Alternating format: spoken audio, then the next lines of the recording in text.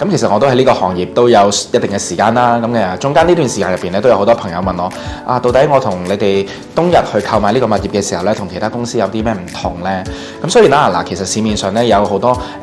同行嘅公司啦，都係相當之唔錯嘅，都係提供好好嘅服務啦。咁但係我哋冬日咧，其實都有少少唔同嘅位置，就係咧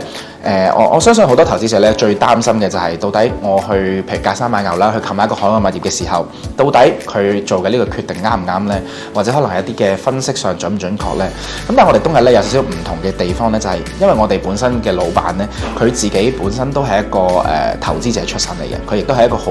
專業嘅物業投資者出身。咁所以咧，我哋冬日去篩選一啲物業嘅時候啦，或者我哋自己開發一啲物業嘅時候咧，其實都係透過我哋嘅老闆啦，佢憑佢自己投資嘅經驗，佢哋嘅眼光去作出一個篩選嘅。咁所以一般嚟講咧，我哋大部分提供嘅一啲嘅項目啊，或者物業咧，都係以一啲高回報去作為一個準則啊。希望一啲香港嘅投資者啦，佢去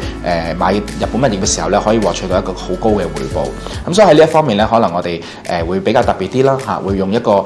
作為係買家嘅角度去篩選一啲物業，甚至乎係幫我哋嘅客人去篩選一啲嘅物業嘅。咁所以喺呢個層面上啦，我哋冬日咧就會比較特別啲，係啦，